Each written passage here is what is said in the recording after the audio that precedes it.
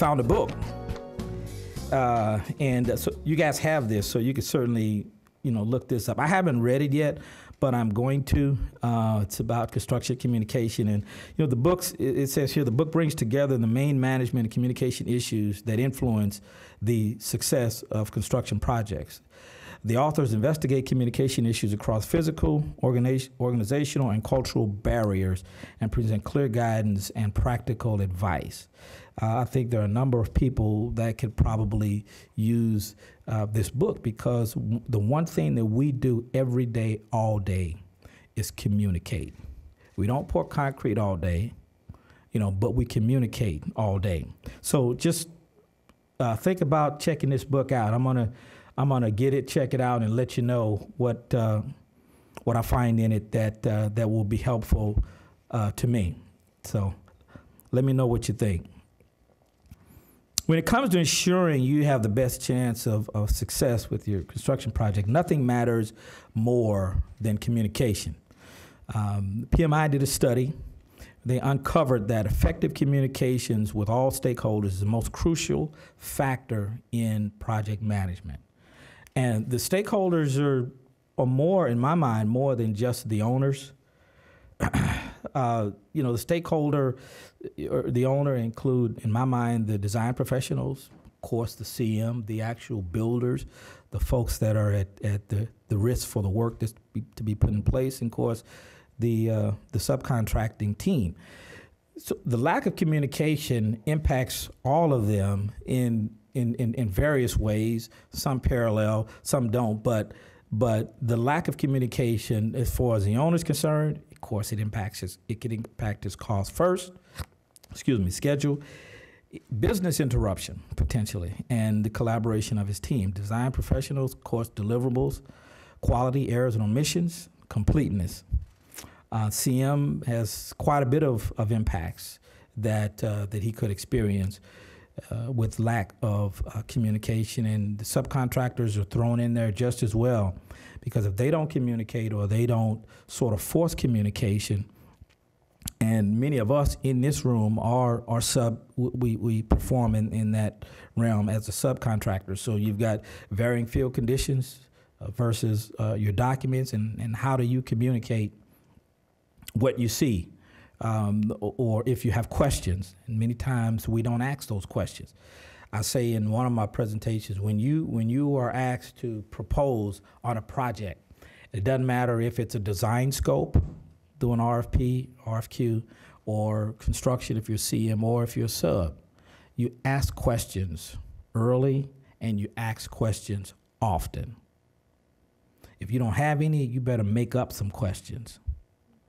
Right? I will never be in a room at a pre-bid session and they walk through the scope, the deliverables, the schedule, whether it be premium time, as Don mentioned on one of the questions automatically come to mind, right? That's how you get clarity, right? So communicate in that way. Ask those questions. Stakeholders. Communication, of course, is key. We're going to keep hammering that. How to communicate, when to communicate, what to communicate, and who to communicate to. Many times we walk into a project and we're sort of like a deer in the headlights. We don't know who we should be talking to. So find out who the decision makers are. Find out who the decision makers are. Go talk to them. Find out who in their accounting group cuts the checks. And don't, I'm not going to get off into this soapbox, but, don't assume you're going to get paid early, but it's not something that you discuss or communicate on a pre-bid basis. Because then when you wait and then you say, I need my money in 10 days, how do you expect action? Right? So let's communicate that early.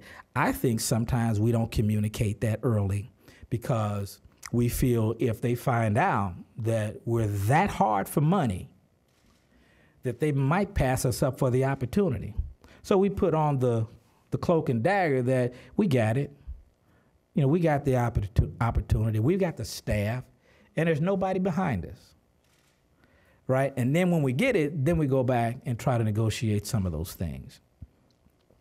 Didn't want to get off into that, but know who to communicate and what to communicate. That's like project management 101, you know, those particular things. Effective communication equals successful project outcomes. If you want to be able to predict, and I tried to make a life of this when it came to the results that Marvin achieved when he managed projects.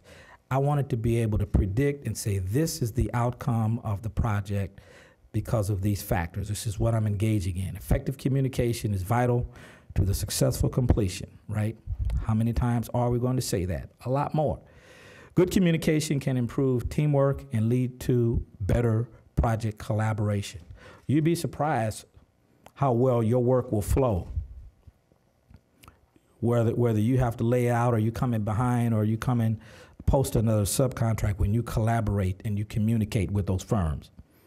Communication is simply the exchange of information in order to convey a message.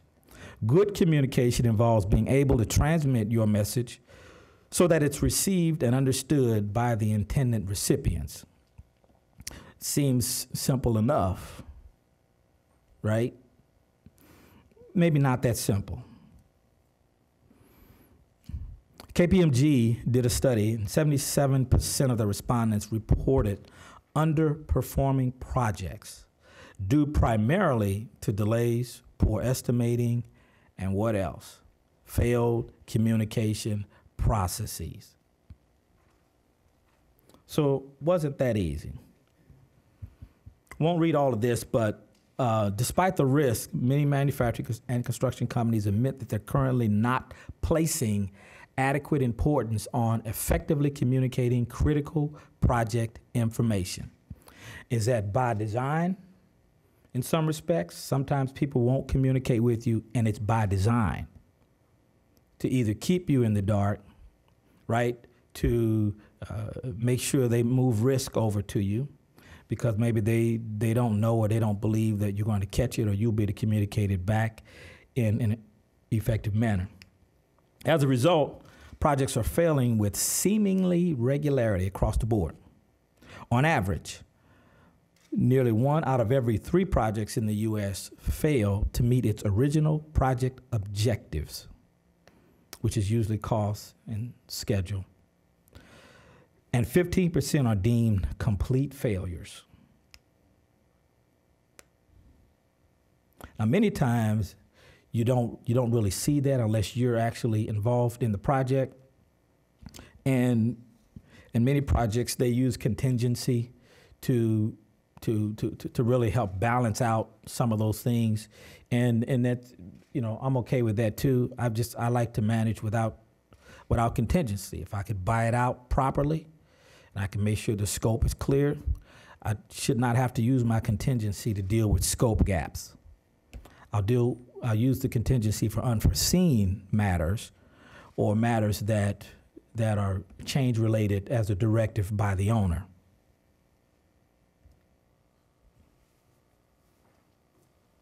Again, projects experience failure as a result of, and those of us in this room understand the scope creep, the issues related to poor planning, and that impacts CMs, first tiers, and all lower tiers. Lack of leadership, clear management direction, incomplete drawings and specifications, variables between field and what's on the documents, mismanagement of expectations. You know, that should never occur. That just means we didn't talk to one another. We didn't lay out the expectations, or someone misinterpreted. Lack of corrective action. When things go wrong, we don't communicate what went wrong and how do we fix it. What went wrong and how do we fix it? You know, we just exercise in pointing fingers, right? Inefficiencies with documenting direction, meeting action items. Why have a meeting if you don't walk away with some action items? Just one. Next time we get together, we're going to talk about this, or I will have this, or you will have this for me.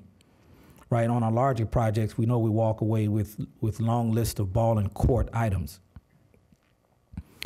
Follow through, confirmations, clarity in conversations, etc. Changes without proper documentation. Whether you're a designer, right, AE, civil, surveying, whatever, or you're on the construction side, we still get caught up in this. I don't know that I'll ever understand why this continues to be a problem, particularly with our subcontractors. Changes without proper documentation. We don't document it, and we don't demand it of our up-tier prime. Are we just that excited about being on the job, and we see that as extra money, right? So you better pull out, I don't have it, you better pull this sheet out I sent you that gives you the difference between additional work and extra work. How many remember getting that? You better pull that out, because there might be a reason why you didn't get anything in writing, because there won't be any additional compensation for it. Know the difference between additional work and extra work.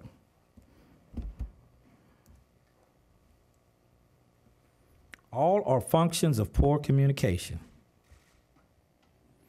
An effective communication process, and we should have one, regardless of what level that you perform on, you operate. If you're at the senior level, mid-level, or even at an entry level, you should certainly learn that there is a communication process. There's protocol, using standard terminology when communicating information, right? Request and provide clarification when needed. Ensure your statements are direct and unambiguous. You know, that's something we learned. Steve said, we're not born great communicators. It's something that we develop over time. Let's become great communicators. Make sure our statements are direct and unambiguous. And I'm not saying offensive. I said direct. And there's a difference. You can be very direct. I'm very direct. I have thousands of friends in the industry. I don't offend them. I'm just direct. Inform the appropriate individuals when the mission or the plans change. Every day you wake up, there's a potential opportunity to impact your project. Every day. When that impact occurs, you owe a party, someone, an impact letter. Not 3 days or next week when you come to the realization that monetarily, whether it's going to go against your fee or your profits, or that's not the time to do it. The time to do it is when it occurs. Project Management 101. Communicate all information needed by those individuals or teams external to the team. I'm not sure what I was saying there, but certainly communicating all the information to the appropriate individuals is what I needed to say there. Use nonverbal communication appropriately. You know, they say 80% of our communication is nonverbal. You know, so we're looking and we're listening. You know, I'm always, are you listening? You know, how much can we learn and communicate just by listening? Use proper order when communicating information, right? Put some detail in it. I know Greg Moeller used to say, I've heard him say that Marvin will write a dissertation. I don't know if he's being funny or he just, you know, but I tend to write, and when I write, I want to be clear. I like to be clear about it. So, but let's just learn how to be master communicators, okay? As PSPs, Mr. Bannis calls us PSPs, professional service providers. I was going to ask if anybody knew that, but I didn't want to. Professional service providers, PSPs. That's what we are. Establish a communication chain of command, regardless of the size of the project. If you don't have but 3 boxes, know what that chain of command, that communication chain looks like, and whose names are in those boxes. Choose the right communication method for your message, right? Be an active listener. I made a note about listening, but I don't see it. Be an active listener. I try to listen more than I talk, and that might not Some people may not agree with that, but I try to listen more than I talk. So when I do talk, I'm talking from a position of knowledge and strength. When I ask a question, when I'm being that physician, right, and I'm diagnosing, right, I'm doing it from a position of knowledge and strength. Stick to the facts. You know, how many emails or communication do we see where you can feel the emotion coming through? You can feel it. Because people want to get in their editorial comments at times, you know, because either their feelings been hurt, they've been caught, you know, or something of that nature. But keep your communication to the facts. You will achieve the results that you want. I guarantee it. Keep your communication to the facts. Noah had a contractor, and I was reading this, and many of you have seen this before. I was looking at it. I said, that's still kind of funny. Noah had a contractor. You see his ark is probably not even 50% built. And I guess he went to talk to his contractor, and the contractor says, you have to keep in mind the completion date was only an estimate, you know, not an absolute. But don't worry, we'll get it done. Of course, this rain is going to delay it a little more, right? So, you know, just get that understanding up front. You don't want to have to deal with these types of statements, regardless of who you are. And everybody has seen this.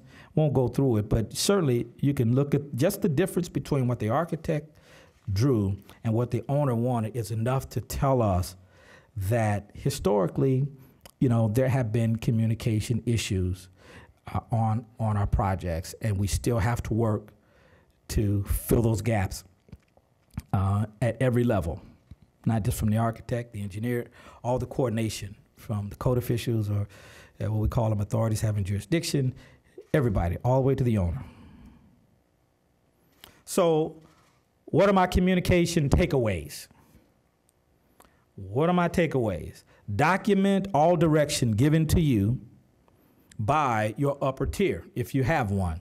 If you are the top tier, then it's between you and the owner, or direction given to the lower tier contractors or firms, subconsultants. Copy all field requests and tickets. I just used to do that a lot because that was my documentation. Keep communication logs. When you talk to my team, I'm always talking about a log. How are we logging that? Because when I get to the end of 30 days, I don't want to have to try to remember, you know, who I talked to. I do a log at the end of the month. When I send an invoice to BJC, it goes to the PMO. They can see at a glance every single meeting that I've had that's applicable to them. Every single meeting. The content of the discussion, who I met with, and how long I met with them. Right? Document all delays and impacts. If you are a designer and you're working on a project and the owner does not make a timely decision and you feel like there's an impact, you need to be discussing that. You know, sometimes we'll put 4 meetings in our proposal so we can be competitive, so we can be low, and lo and behold, there's 20 meetings. Now, how do you deal with that? How do you deal with that? Log all scope coordination, directional conflicts, including owner and user, AEs, mention that, authorities having jurisdiction, other subcontractors, impacting your work. Anybody, anything that impacts your work. Effective communication, again, is the best and most effective means to maintain proper defensive positioning. I always ask myself, in any situation that I'm in, do I have the proper defensive positioning? Do I have the backup behind me? Because the backup is my friend. Protect yourself. Learn how to protect yourself, regardless of what your role is. Learn how to protect yourself. And as your coach, I'm here to help you learn how to do that. To avoid misunderstandings, what else? Always get an understanding. So my last question to you, as Steve said, are you listening? Are you listening? How you approach your communication is, in my mind, is based on how well you listen. Are you listening?